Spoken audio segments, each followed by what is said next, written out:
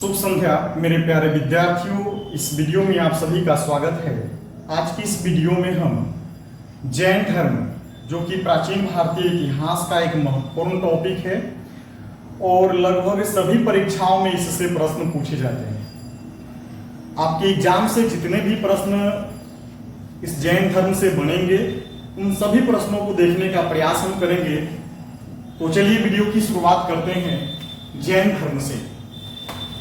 याद करने का प्रयास करेंगे। तो जैन संस्कृत शब्द जिन शब्द से बना है। ध्यान रखेंगे जैन जो शब्द है वह जिन शब्द से बना है जिसका अर्थ होता है विजेता। जिसका अर्थ होता है विजेता। जैन संस्कृत के जिन शब्द से बना जिसका अर्थ होता है विजेता। ध्यान रखेंगे। और जैन धर्म के जितने भी तीर्थंकर हुए, तीर्थंकरों या फिर जैन महात्माओं को निर्ग्रंथ कहा गया। ध्यान रखेंगे जो भी संस्थापक थे या फिर जो भी महात्मा हुए जो जैन धर्म का प्रचार प्रसार किए, जो भी तीर्थंकर हुए उन्हें निर्ग्रंथ कहा गया जिसका अर्थ होता है बंधन रहित, यानी कि बंधन मुक्त, कोई बंधन नहीं।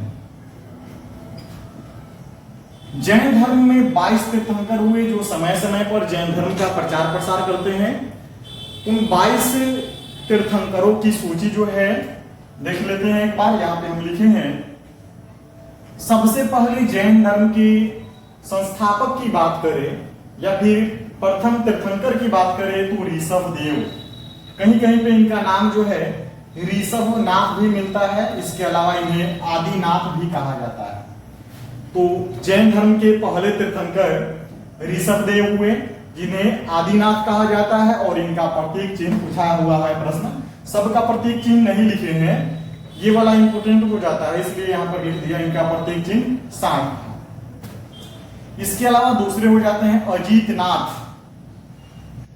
तीसरे जैन तीर्थंकर हो जाते हैं शंभोनाथ। चौथे हो जाते हैं अभिनंदन। पांचवे हो जाते हैं सुमितनाथ। छठे हो जाते हैं पद्मप्रभु। सातवें हो जाते हैं सुपार्श्वनाथ। और बीच में से प्रश्न कहीं से भी पूछ सकता है एग्जाम में, कोई ठीक नहीं रहता है। आठवें तीर्थंकर हो जाते हैं चंद्रप्रभु। नौवें तीर्थंकर सुविधिनाथ। 10वें तीर्थंकर शीतलनाथ।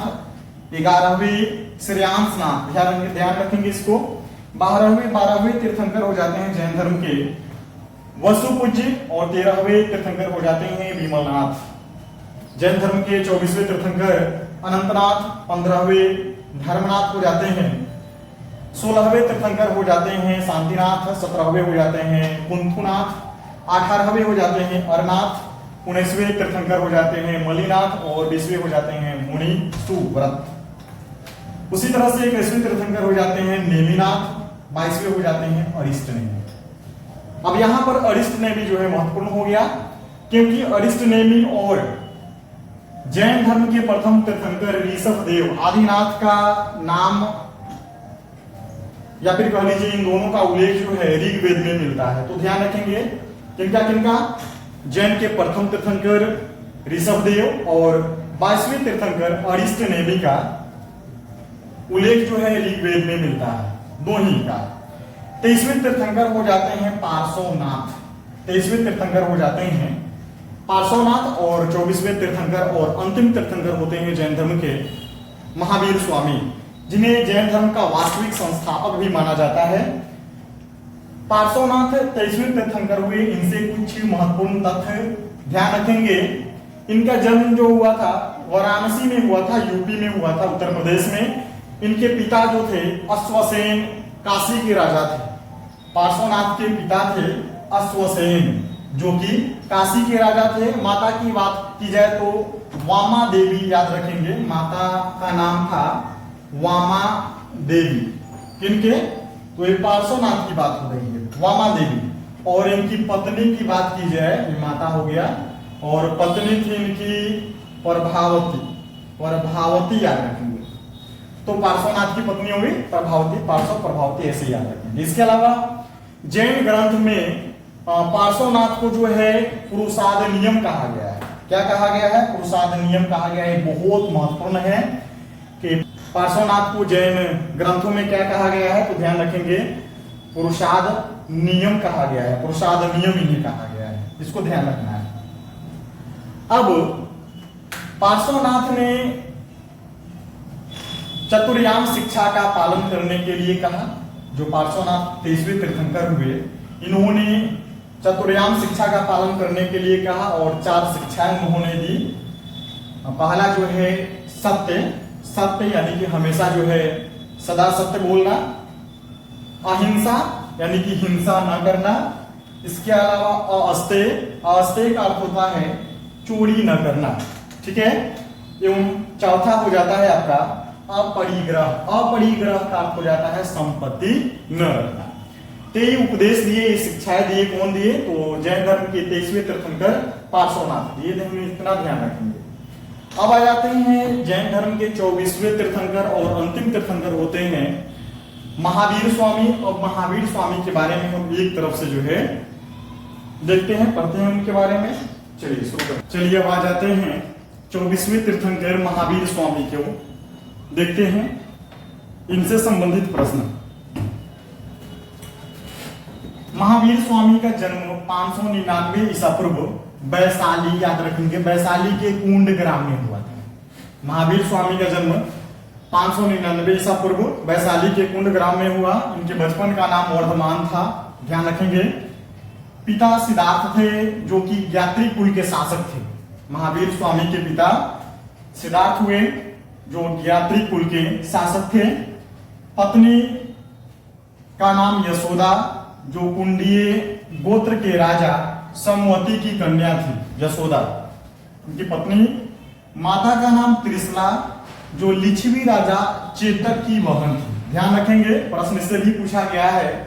माता जो थी त्रिशला, वह लिच्छवी राजा चेतक की बहन थी। पुत्री अनोजा प्रियदर्शनी, अनोजा या प्रियदर्शनी, ध्यान रखेंगे। और उनके पति हो जाते हैं जामिल, अर्थात महावीर स्वामी के दामाद होते हैं जामिल। गृह त्याग जो है 30 वर्ष की अवस्था में, 30 वर्ष की आयु में अपने बड़े भाई, उनके बड़े भाई का नाम था नंदी वर्मन, तो अपने बड़े भाई नंदी वर्मन से आज्ञा लेकर गृह त्याग किया। ज्ञान की प्राप्ति की बात करें तो जृंभिक एक ग्राम था, जृंभिक ऋजुपालिका नदी के किनारे। ध्यान रखेंगे, प्रश्न पूछा गया है किस नदी के किनारे इन्हें ज्ञान की प्राप्ति हुई, तो ऋजुपालिका नदी के किनारे और साल वृक्ष के नीचे इन्हें ज्ञान की प्राप्ति हुई। महावीर स्वामी जो है लगातार 12 वर्षों तक घोर तपस्या करते हैं और बाद में 42 वर्ष की अवस्था में उन्हें ज्ञान की प्राप्ति होती है। और ज्ञान प्राप्ति के बाद महावीर जो है केवलीन, अरहत, जीन और निर्ग्रंथ कहलाते हैं। केवलीन, अरहत, जीन और निर्ग्रंथ कहलाते हैं। इसका अर्थ देख लीजिए। जैन धर्म में पूर्ण ज्ञान के लिए कैवल्य शब्द का प्रयोग किया गया है। संपूर्ण ज्ञान के लिए कैवल्य शब्द का प्रयोग किया गया है। इसमें अर्थ पूछा जाता है एग्जाम में आपसे, जैसे में जीन। जैन जो शब्द है वह संस्कृत के जीन से बना है, जिसका अर्थ होता है विजेता, अर्थात इंद्रियों पर विजेता, इंद्रियों को वश में कर लेना, वही विजेता कहलाता है। अरहत का अर्थ हो जाता है योग्य, योग्य अर्थात योगी। निर्ग्रंथ का अर्थ हो जाता है बंधन रहित, बिना बंधन का। और कैवल्य का अर्थ होता है पूर्ण ज्ञान या फिर संपूर्ण ज्ञान। तो अब आगे बढ़ते हैं, इससे संबंधित तत्व देखते हैं। अब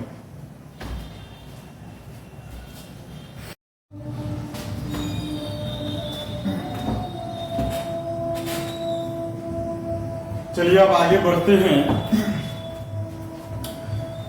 महावीर स्वामी ने अपने ज्ञान का प्रचार प्रसार अर्धमागधी भाषा में, ध्यान रखेंगे, अर्धमागधी भाषा में 30 वर्षों तक करते रहे। ये पॉइंट है।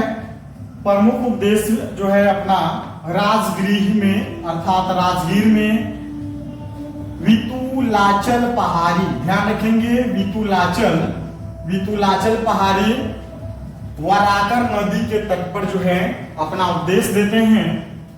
जीवन का अंत जो है उनका राजगीर के समीप पावापुरी स्थान है। तो उस पावापुरी में 72 वर्ष की आयु में, अर्थात 527 ईसा पूर्व, सस्ती पाल किया। ध्यान रखेंगे सस्तीपाल जो था मल्ल गणराज्य के प्रधान था, उसके यहाँ जो है उनका निधन हो जाता है। महावीर स्वामी ने प्रथम उपदेश अपने दामाद जो जामिन थे उन्हें दिए। महावीर ने 5 महाव्रत की शिक्षा दी। अब देखिए 4 महाव्रत तो पहले से ही जैन धर्म में था।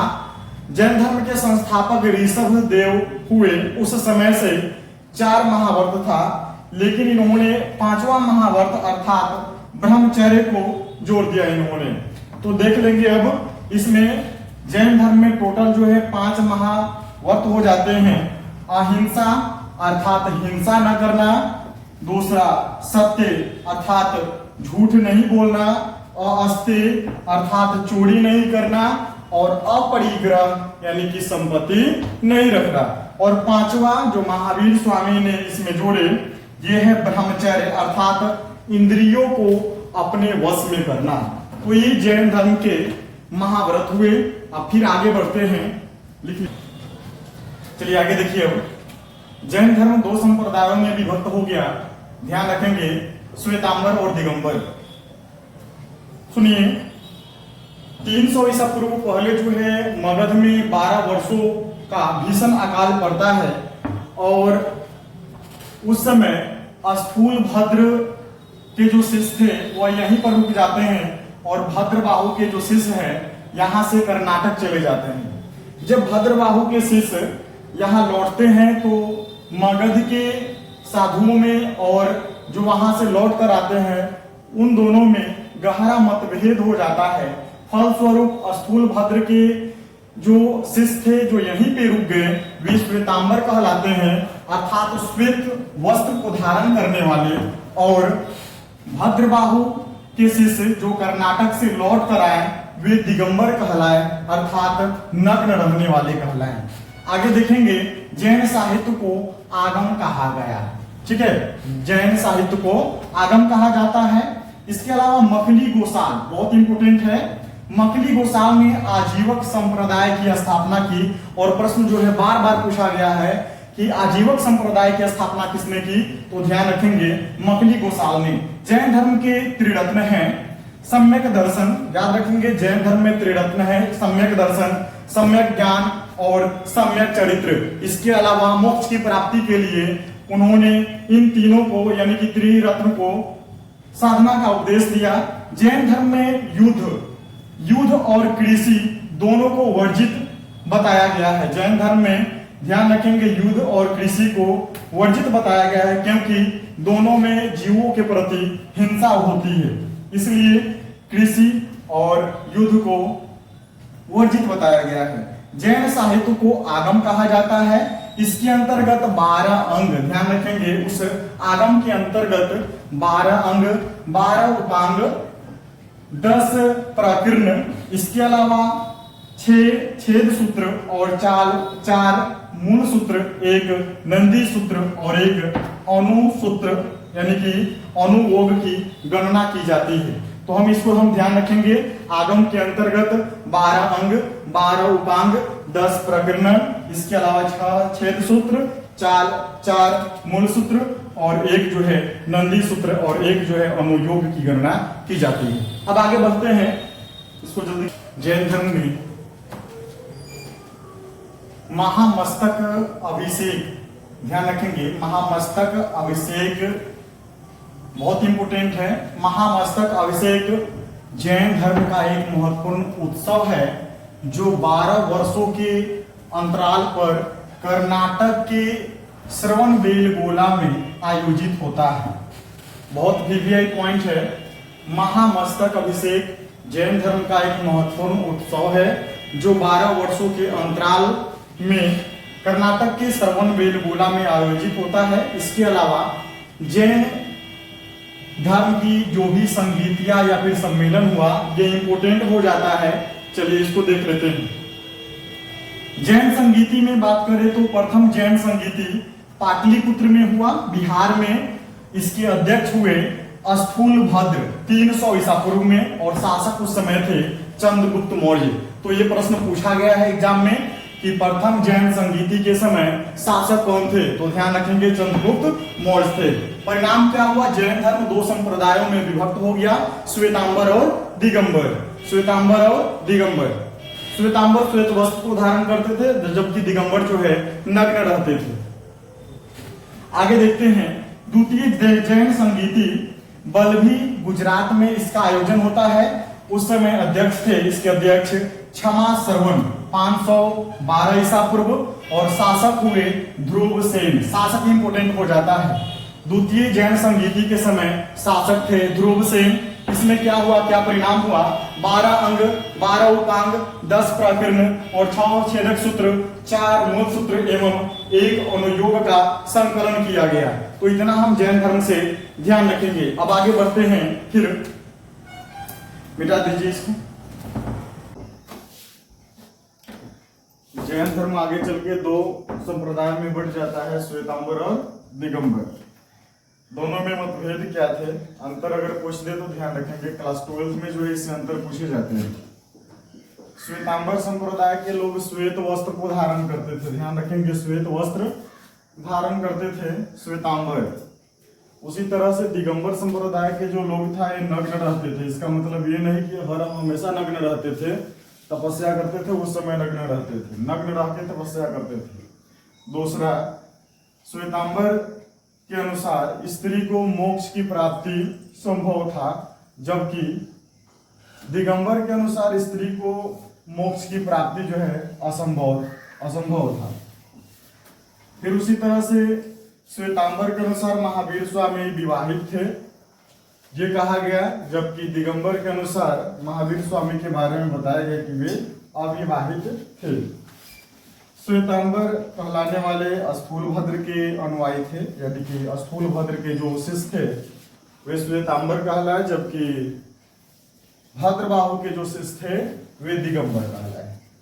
तो ये है आपके जैन धर्म के श्वेतांबर और दिगंबर संप्रदाय में अंतर।